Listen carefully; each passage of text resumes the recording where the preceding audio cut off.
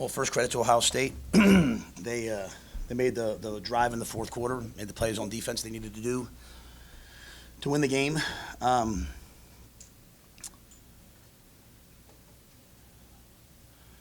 always have to be very careful with what I say because people take things I say and sometimes hear something else because my wife tells me I don't communicate the best sometimes, so I have to make sure I say this the right way.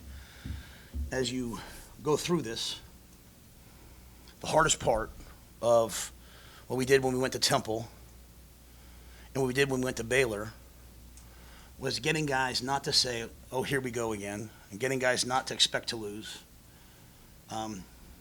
Getting everyone, including the people around the program, not to focus always on what's wrong, but what's right, right? And that's hard, right? You're constantly talking to your staff, your coaches, your players.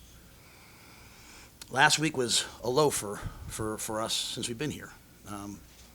Because the minute the game got hard, we kind of looked around like, oh no, what's happening to us? Kind of victims, like, yeah, this is happening to us. And this was a hard week. This was a hard week.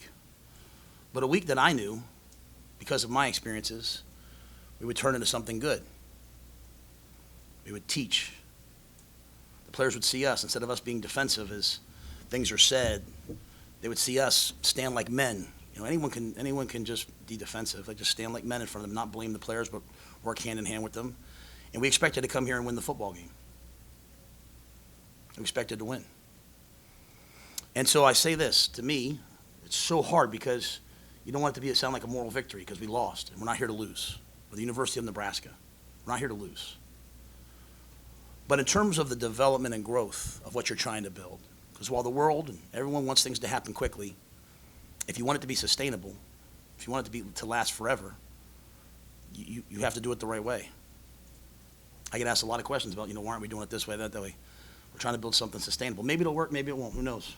A lot of you guys have seen a lot of guys come here try to do it and it hasn't worked. So I'm trying it a different way. I was proud of that football team today. I was proud. They didn't back down. They had some really tough breaks. They had some things really go against them, even the way we started. And they competed. It was the first time. It's the first time since I've been here that I felt a championship mindset in the locker room. Along with the championship mindset, as those who compete know, comes utter disappointment when you lose. So that part's hard. It's hard for the guys. But I saw a group of guys, even at the very end, take the field, going out there to make one more play, have a chance to compete against one of the best teams in the country. So I thought they grew up. I challenged them. It better look this way next week. Some of the football still's tough. It's hard. You're literally, you got some of our administrators that hear me on the field. I'm still, you got some young guys out there. You're still coaching things out there in the middle of the game that in a year or two you hope that it's second nature. It's just what it is. But for those of us who believe in the long way, the hard way, for those of us who haven't had things handed to us, for those of us who believe in building, for those people who believe in putting in an honest day's work, like I hope while they're disappointed, they're proud of what they saw, of what they competed. And while I yelled at the officials sometimes and all that, our players didn't let it bother them. Our players just continued to compete. Thought we played with class and dignity. We had a chance to win. So I know that's long. I know it's hard. I don't say that to justify what we're doing. I'm saying that so our players will understand why I'm so proud. Not satisfied. That's very, very, very important. There are no moral victories, but proud. But proud. With that, I'll take what questions you guys have.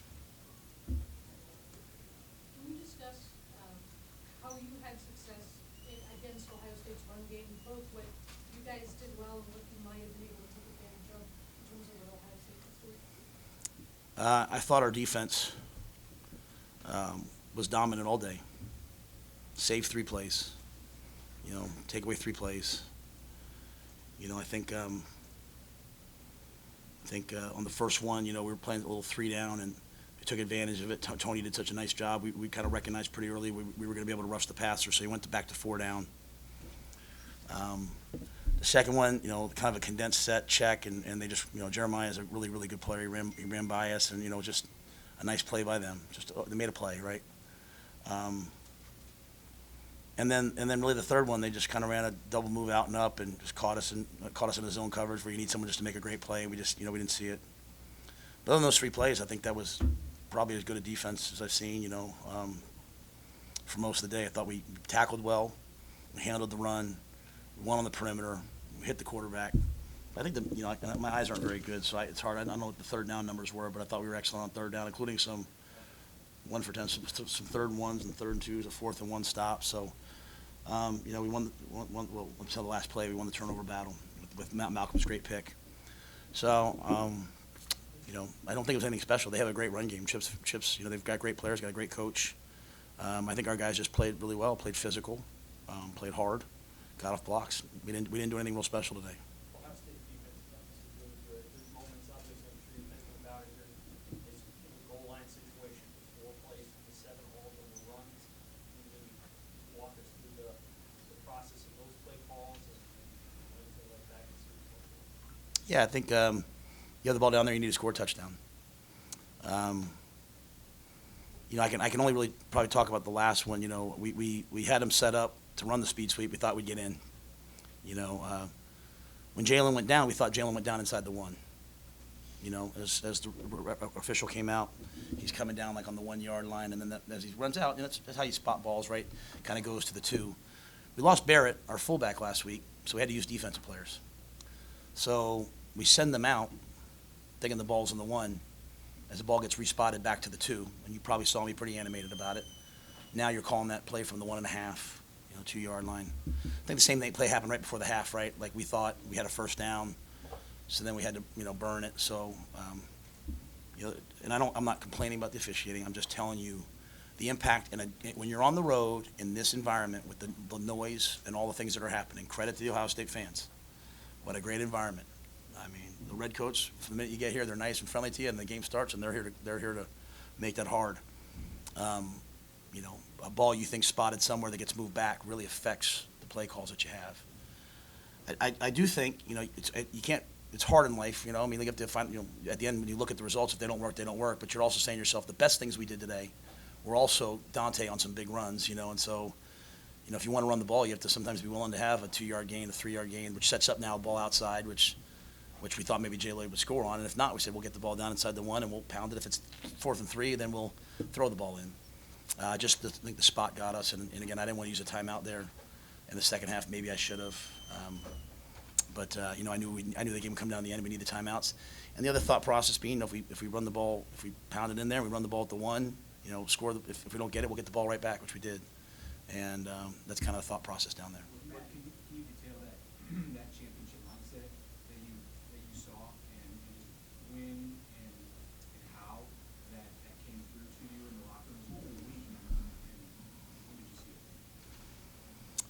I think I've been pretty consistent in saying, to you guys, I think the guys do a great job during the week. It's getting to these moments and saying, here we go again. I'm just, again, I don't want anyone to take anything I say the wrong way, because everything I say is with peace and love. But when they haven't won, and then the commentary around them is always pretty like, hey, this isn't good enough. They're in a culture where all they hear is like, this isn't good enough. And so how do you get them through that? You push them through that. You push them through that. It's just what it is. Like, you push them through that. And so we always work hard. I've never had a time where I thought the guys didn't work hard. But I thought they went out there. I mean, the game couldn't have started any worse. I mean, it's like, holy smokes. And the defense took the field, like last year, and said, let's go get a stop. They got to stop. But I thought it was before the game, and I thought it was at halftime. Really, at halftime, I told them. Because last week I said some different things to them at halftime. And this week at halftime, I said, this is what it's supposed to look like. If I start worrying about the results only, and you had a coach. You had Coach Osborne, who all he talked about was the process and not the results. I mean, everybody knows what it's supposed to look like. Coach Osborne taught us. He showed us. Like, worry about the process. And so, to me, the way it felt at halftime was the process. Like, they were excited to get back out there and play. They were not like, oh man, I can't believe I can't believe they called OP offensive pass interference on that play. They weren't worried about that, which a lot of times our guys have worried about. And you always got me saying, like, just play. What's next? Just play. What's next? And so I felt like a lot of the things we talk about took hold today. And that to me is something I feel relieved. I feel despondent that we lost the game. I thought we were going to win the game. I feel beat up for the guys. But I know when I say these things, a lot of people are probably going to take them the wrong way. I also know, like, across the country, I tell Troy, like, I got college coaches who text me sometimes, like, hey, Matt, I listen to your press conferences every week, because I'm really, honestly, doing my best for people who want to hear it, not pick it apart, but want to hear it, trying to give everyone a step-by-step picture of what we're trying to do. It's easy to pick apart. But, like, I'm just trying to, like, lay it out there for people who love coaching and love kids. Do you know how hard it is to, like, come up here every week and talk about what went wrong without ever making a kid look bad? Like, I listen to coaches all the time talk about, we got to execute. That means your players aren't very good.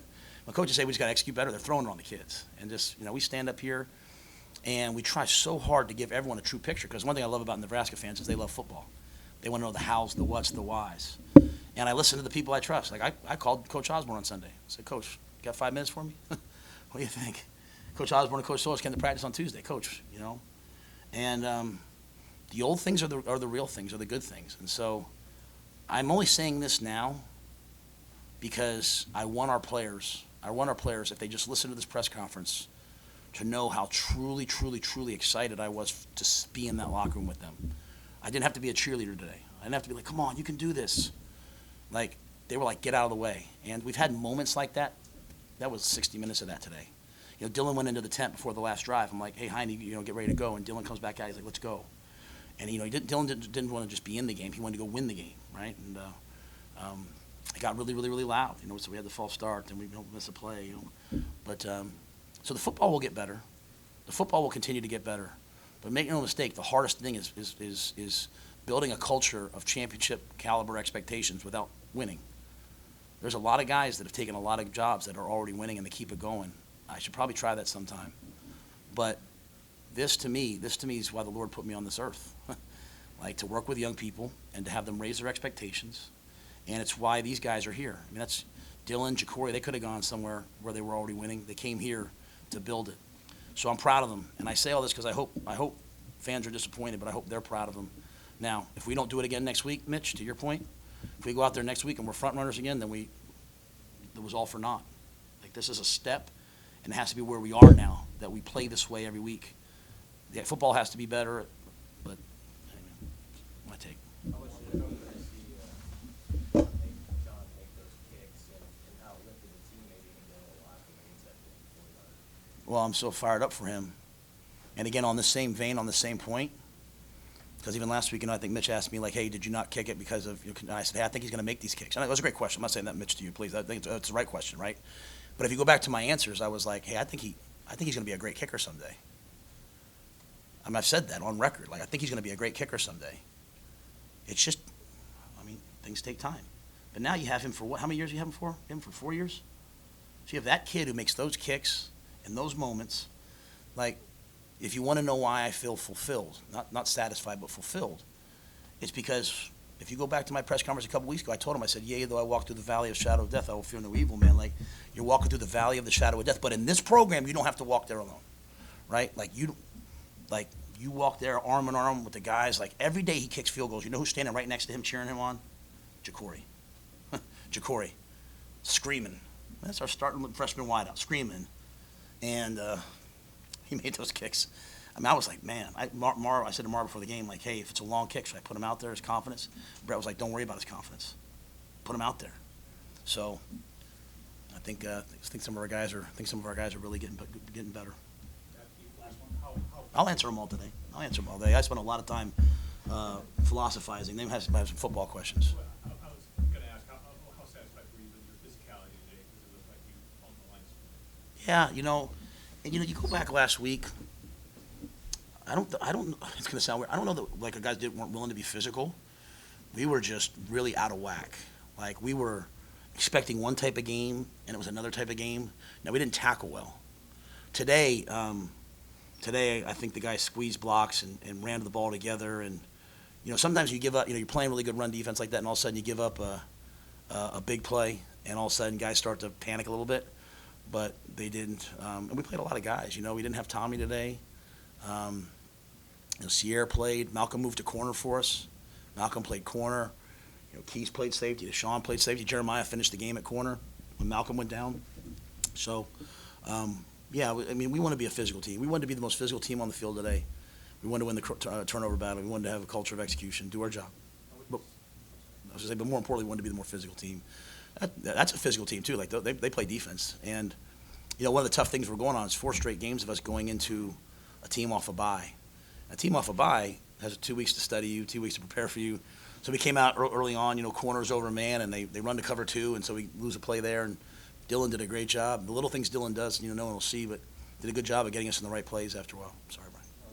How would you sum up the last offensive series that you mentioned? Dylan, you didn't know if you were going to have him maybe, and it was chaotic because it was breaking the action, whether they're figuring out penalty and all that stuff. Well, it was a break in the action, too, because they told us to come in the middle of the field because they were throwing balls, right? Like, I mean, let's talk about, and that was there's water bottles. Hey, trust me, I'm from Philly. I'm all for all of that. Like, I mean, that doesn't bother me. I just got the guys in the middle and said, let's go. But, we had the penalty, right? And there's 3:45 left. And so, we always expect something good to happen. So really in those situations, we call it last shot. You're trying to get the ball with a 2-minute warning so that they don't have an opportunity to go back and answer. Like, you're either going to win that on a game-winning buzzer beater at the end of the game, go down there and throw a touchdown and give them 17 seconds left, or not. So that happened. We ran the screenplay, and we just missed the block on the man-to-man defender. We have them. We just missed the block on the man-to-man defender. Come back, they're being pretty exotic there. I didn't see, the last plays. We're pushing the ball down the field. I didn't see exactly what happened on that last play, but these are great reps for Dylan. I mean, I know he wanted to win. These are great reps for Gunner. These are great reps for Ja'Cory. A lot of those guys, thought Isaiah Nayor today showed up and played probably one of his best games. Yeah, I mean, I have to see exactly. I mean, they've got quite a pass rush. They've got great players on defense. And, I thought we hung in there, though, on those plays. They got us 0 the one time in the red zone. That was really difficult because we would have kicked a field goal there, and that might have changed the game. We called a ball to try to get the ball out of his hands, and they just brought more than we could block and, didn't get it off. So we had some other opportunities that we just have to keep working on. What is your analysis of the screen game? Of the screen game? I thought today, we thought because of their pass rush, we'd really have to screen them because they've typically historically been a 4-man rush team with Larry Johnson. They brought a lot more pressures today, and so sometimes the dropping ends. I think we had one early that we liked, but other than that, I think early in the game we said, hey, let's get out of the screen game. It's just more of a zone blitz pressure game. And then the one at the end, it's first and 15 or whatever it was, and we went to a man beater and just didn't make the block, So it wasn't good enough probably today. That part of the football was definitely not good enough, the screen game. You talked about the championship attitude in the locker room. You're the first team to score in Ohio State in the third quarter. In fact, you've outscored them 3-0. Was that attitude? Were there some key adjustments that you made? What was your success there? I thought we found some runs in the third quarter. We ran a couple wham trap plays. We whammed the 3 technique, and Dante close to splitting one. He looked like he was about to go for 80, and the guy came and tackled him around the ankles. So I thought we got the run game going there. And, we punted the ball down. Then we got the pick. So we played on their side of the 50. We look back at the game just from a football perspective. You have to make more of those opportunities, whether it's the goal line plays that Sam talked about or not always kicking field goals, but scoring some more touchdowns. That was part of it. But, again, they have a great defense. But our kids made some plays to hang in there and stay with it. Did you lose a timeout there at the end because of Ohio State? How did that Yeah, so it was 3rd and 11, so I wanted to call timeout because you want to get the ball back and save 40 seconds. Then, the guy went down, so I just said, hey, do I get that timeout back? Because every crew's a little different. Sometimes they'll give you that timeout back. I wanted it back. I didn't get it back. And then we had that situation where the targeting plus the catch, and then I was watching. I saw Coach Day, out there at the numbers, and they threw 15 on him. So then when they unthrew the 15, I was just confused, right? I'm trying to figure out where the ball's at. So a lot of these, it's just so loud out there. Sometimes if it looks like you're like this, I had him come over because you think the ball's going to be at the 35-yard line, you're calling a different play than if the ball's at the 50 or the ball's at the -45. So, if a flag's thrown, I can't hear. When they say like, hey, I can't hear what's being said. So I was just trying to figure out what happened. Unique circumstances, right? Like they said they had us come out. They said, hey, bring your team off the sideline. That wasn't me trying to motivate the guys. That was me like, hey, guys, put your helmets on. Something might hit you. So, but again, at the end of the day, credit to Ohio State. They made plays. They made the play. They made the drive to go down there and win. And their defense made, one more play than we did. But we'll be back. I don't know that. They said he was in the 10. I don't know if he got hit on the shoulder or something. I'm not sure exactly. Anybody? All right, thank you. We got Malcolm and MJ here.